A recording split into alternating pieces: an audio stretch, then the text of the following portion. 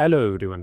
Today I am again coming with a new case study. I hope ये भी case study आपके लिए helpful रहे। अगर आपको इसमें कुछ सजेशन है जो वे में केस स्टडी प्रेजेंट कर रहे हैं तो आप डेफिनेटली हमें कमेंट बॉक्स में डालिए। We will try to improve our quality. तो दोस्तों, ये पेशेंट की केस स्टडी जिनमें इनकी एज 27 ईयर्स थी, उनको काफ़ी साल से बाल्डनेस थी और इसके बारे में मैं आपको डिटेल में थोड़ा इन्फॉर्म करता हूँ और इनका पूरा hair transplant surgery start to end में आपको शो करता हूँ। तो दोस्तों, आप 27 ईयर में आप देख रहे हो उनका बाल्डनेस का ग्रेड बहुत आगे बढ़ गया है। ये जो एरिया है उसको ग्रेड एरिया 1 2 3 बोलते हैं। ये एरिया में 1 एंड 2 एंड 3 में 3 एरिया का बाल्डनेस हो गया है। फिर ये 4th area and 5th area, तो इसका ग्रेड ऑफ बाल्डनेस 5-6 हम जज कर सकते हैं। 6 साल में उनका ग्रेड 6 बाल्डनेस हो गया। ये पेशेंट को अगर मैं मेडिसिन देता मिनोक्सिडिल विटामिन, तो सिर्फ ये मिडिल जोन में थोड़ा इंप्रूवमेंट दिखता। फ्रंट और क्राउन फिर भी काफी सारा खाली रहने वाला था, तो हमने सोचा कि let's go for a procedure. और आप भी देख सकते हो पेशेंट की प्रोफाइल काफी डिस्टर्ब होगी। जो इनकी हेयर लाइन है काफी ऊपर चली गई। फॉरहेड का जो शेप है, साइज है, ऑलमोस्ट डबल हो गया है। तो डेफिनेटली ऐसे टाइम पे हेयर ट्रांसप्लांट ज्यादा सेंस करता है। हेयर ट्रांसप्लांट से हमें ज्यादा हेल्प मिलती है। जो फॉरहेड का शेप होता है वो डेफिनेटली आपकी ये यहाँ से यहाँ जो भी डिस्टेंस होता है उसका आधा डिस्टेंस होना चाहिए। तो इतना फॉरहेड होना चाहिए आइडियली। उससे आप देखो कि ऑलमोस्ट डबल हो चुका है। डेफिनेटली इतना बड़ा फॉरहेड है तो डेफिनेटली इसको हमें एडजस्ट भी करना पड़ेगा, करेक्ट भी करना पड़ेगा। तो इसके हिसाब से हमने प्लानिंग करी। तो ये इनकी फ्रंट प्रोफाइल थी, इनकी साइड प्रोफाइल है। साइड प्रोफाइल से देख रहा हूँ पीछे से थोड़ा बेटर लग रहा है, पर आगे बहुत ज्यादा चैलेंज है। डेफिनेटली ये बहुत बड़ा फोरहेड साइज है, तो इसके हिसाब से हमें प्लानिंग करनी पड़ी। ये जो एरिया है क्राउन एरिया भी बोलते हैं, वर्टेक्स एरिया भी बोलते हैं। वर्टेक्स एरिया में भी आप देखो there are hairs but this are not sufficient to coverage. हाँ, इसमें पीआरपी से डेफिनेटली फायदा होगा, मेडिकल ट्रीटमेंट का रोल है, but it is not sufficient to coverage. इन फुल कवरेज चाहिए तो इसमें ट्रांसप्लांट भी ऐड होना चाहिए। ये जो बाल दिख रहे हैं इनके बीच में हम एक्स्ट्रा हेयर्स लगा के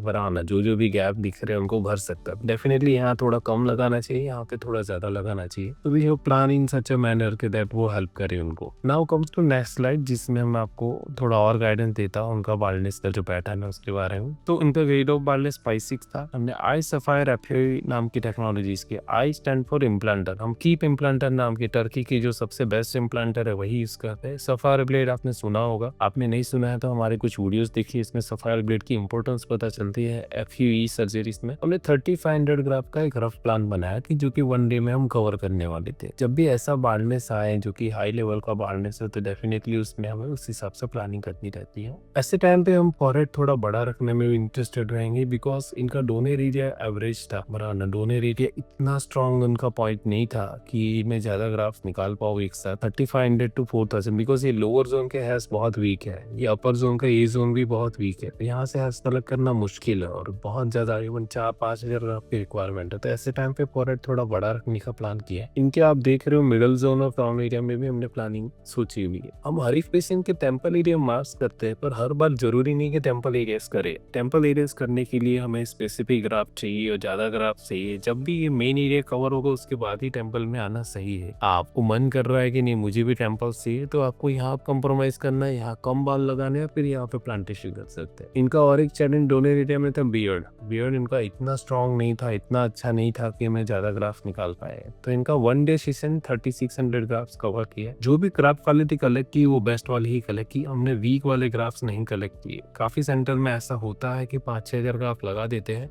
पर उनमें जो सेफ जोन है उससे ऊपर नीचे के बाल निकाल देते हैं, जो कि आगे जाके 2-3 साल में 5 साल में चले जा सकते। We don't want to do that. हमने जो क्वालिटी डोनर एरिया वही यूज किया, इसीलिए इनका ग्राफ काउंट टिकना है। काफी सेंटर्स में आपको रिजल्ट दिखाएंगे, इनिशियली अच्छे रिजल्ट दिखेंगे, पर कुछ साल के बाद चैलेंजेस आएंगे। ये इनका प्लांटेशन के बाद है। तो हाई फॉरहेड कैसा दिखता है आफ्टर हेयर ट्रांसप्लांट? इवन मेरा भी फॉरहेड दोस्तों इतना ही है, but I am still comfortable, I am looking okay, so I want to keep my okay look. Now definitely I can do better, but I'm sufficient. I'm confident enough with my look, so we should go for that. तो patient का surgery के बाद के photos है, आपको यहाँ से समझ में आ ही रहा होगा कि हमने फ्रंट में हाई डेंसिटी दी है, क्राउन में फिर गैप फिलिंग किया हुआ है। तो फिलिंग का भी पैटर्न आप देखो तो फ्रंट में हाई डेंसिटी हुआ है, पर जो मिडिल जोन है यहाँ पे जो बाल थे उसकी वजह से वो छोड़ दिया गया है। फिर लेफ्ट टू राइट उनका हेयर स्टाइल है, वो हेयर स्टाइल ऐसे से जा रहा है, तो यहाँ से जो बाल ग्रो कर रहा है वो ऐसे लंबा होने वाला है। ये बाल ऐसे लंबा होने वाला है, तो यहाँ पे डेंसिटी दोगे तो ये तीनों एरिया कवर करेगा। अगर मैं यहाँ पे डेंसिटी दे दूंगा तो यहाँ पे कट होने में चला जाएगा, इसकी वैल्यू सिर्फ इतनी ही रहेगी, क्योंकि यहाँ से बाकी एरिया से बाल हम छोटे रखते, बहुत लंबे नहीं रखते। तो it's better to apply hairs in one side when you have a graft density issue, कि आपके पास नंबर ऑफ ग्राफ्स कम है, तो बेटर है कि आप कम ग्राफ्स में मैनेज करो और अच्छे से मैनेज करके दो, कि कम से कम ग्राफ में ज्यादा से ज्यादा रिजल्ट। और दूसरा मेडिकल ट्रीटमेंट का भी रोल है यहाँ पे, तो डेफिनेटली ये एरिया है उनको दोनों है 50% ट्रांसप्लांट 50% मेडिसिन, दोनों मिलके यहाँ पे रिजल्ट देने वाले हैं। चलिए दोस्तों नेक्स्ट स्लाइड में जाते हैं तो मैं और बेटर बता पाऊंगा। तो ये पेशेंट तो बाद में पोस्ट केयर जो कि हमने फॉलो किया, that is like this only.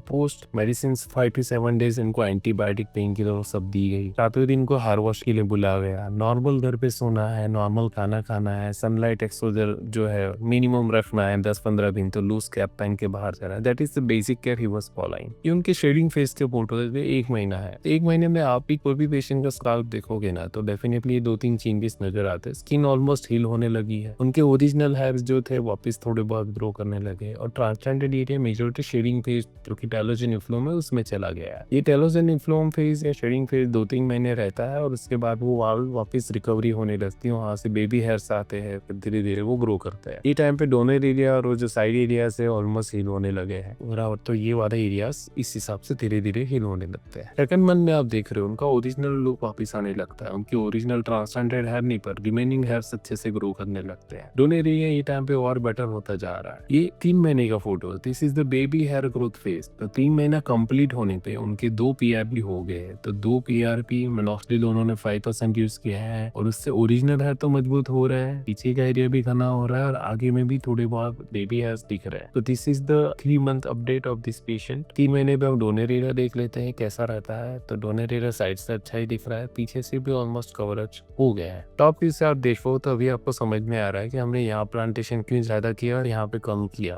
दूसरा ये बाल सारे इधर वॉल्यूम जना करते थे, यहाँ थोड़े कम भी डालो तो भी कोई चैलेंज नहीं आता। This is known as proper camouflage. 6 महीने में आप देख रहे हो कि वो प्रॉपर हेयर स्टाइल रख पा रहे हैं। तब अगर बड़ा फॉरहेड रखो तो बाल आप हल्का सा आगे करके आपका फॉरहेड छोटा दिखा सकते हो, तो सेम स्ट्रेटेजी हमने यहाँ यूज करी है कि सारा वॉल्यूम जो है आगे बाल लहराते हैं और अच्छे से वो ग्रो करते हैं। सारा वॉल्यूम इस हिसाब से जमा हो रहा है यहाँ से, तो उनका प्लांटेशन यहाँ ज्यादा हुआ है, यहाँ से ज्यादा हुआ है, और वो वॉल्यूम बाकी एरियाज को हेल्प कर रहा है। So this is the way you can keep your hair style on a long term. Definitely patient अगर बाल छोटे करेगा तो थोड़ा उनको चैलेंजिंग लगेगा, कुछ एरिया में उनको डेंसिटी कम लगेगी। That I am telling transparent. पीछे से भी आप देखो ऑलमोस्ट कंप्लीट लुक है। सो अगर आप 27-28 साल के हो तो आपका कुछ एरिया ऐसा रहेगा कि जो मेडिसिन से अच्छा रिस्पॉन्ड करेगा और उसको मेंटेनेंस बहुत कम लगेगा। तो इनके केस में हमने वही बोला है कि आगे जाके अभी 6-10 साल के लिए आप पीछे का जो क्राउन और मिडल जोन है जहाँ ट्रांसप्लांट कम हुआ है या नहीं हुआ है, वो एरिया को आपको मेडिकली मैनेज करना चाहिए। तो करंटली पेशेंट अच्छी हेयर स्टाइल फॉलो कर रहा है, अच्छी लाइफ स्टाइल फॉलो कर रहा है, अच्छी हेयर डाइट फॉलो कर रहा है। मिनोक्सिडिल या maintenance serum, mostly minoxidil 5% it burns. अभी इनको कभी इशू आया तो उनको क्लिनिक पे आना है, हमें मिल लेना है, हम डॉक्टर्स को वापस गाइड करेंगे और उनको बैक ऑन ट्रैक लेके जाएंगे। This are is before after comparison, you can see that it's a very good change.